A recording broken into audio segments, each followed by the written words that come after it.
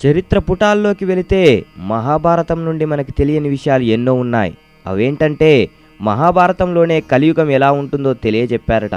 అదెలా అంటే మహాభారతంలో పాండవులు ధర్మరాజు లేని సమయంలో కృష్ణుణ్ణి అడిగారంట, కృష్ణ అసలు కలియుగం ఎలా ఉండబోతుంది అని. ఆ ప్రశ్నకు కృష్ణుడు నవ్వుతూ ఆలోచించి ఒక సమాధానమిచ్చాడు. పాండవులారా చూడండి అని. 4 దిక్కులా 4 బాణాలను వేసి తలో దిక్కు వెళ్ళి ఆ బాణాలను తెమ్మన్నాడు. 4 పాండవులు తలో దిక్కున ఆ బాణాలను వెతుక్కుంటూ వెళ్ళారు. అర్జునుడికి బాణం దొరికింది.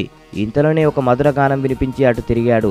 ఒక కోయిల మధురంగా పాడుతూ బ్రతికున్న ఒక కుందేల్ని పొడుచుక తింటుంది. అర్జునుడు నివ్వెరపోయాడు.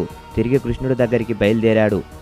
భీముడికి బాణం దొరికిన చోట నిండుగా నీళ్లున్న 4 బావుల మధ్య ఒక ఎండిపోయిన బావి కనిపించింది. ఆశ్చర్యపోయాడు. కృష్ణుడి దగ్గరికి బయలుదేరాడు. నకులుడికి బాణం దొరికిన చోట ఒక ఆవు అప్పుడే పుట్టిన తన లేగదూడను గాయాలయ్యేంత విపరీతంగా నాకుతోంది. చుట్టూ ఉన్న జనం అతి కష్టం మీద ఆవు దూడల్ని విడదీశారు. నకులుడికి ఆశ్చర్యం వేసింది. వెనుదిరిగాడు.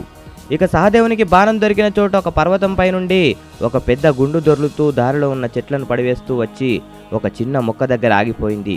సహదేవుడికి అర్థం కాలేదు. 4 కలిసి శ్రీకృష్ణుని తమ సందేహాలు అడిగారు.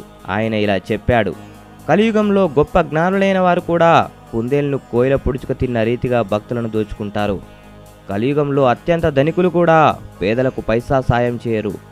కలియుగంలో ఎలాగైతే ఆవు దూడకు గాయాలయ్యేంత నాకిందో తల్లిదండ్రులు తమ పిల్లల్ని గారం చేసి వాళ్ళ జీవితాల్ని నాశనం చేస్తారు. కలియుగంలో జనులు మంచి నడవడి కోల్పోయి కొండ మీద నుంచి గుండు దొరినట్టుగా పతనమవుతారు. భగవన్నామాన్ని చిన్న మొక్క తప్ప ఎవరూ కాపాడలేరు అని శ్రీకృష్ణుడు చెప్పాడు. దాన్ని విన్న పాండవులు నివ్వెరపోయి నిలబడిపోయారు.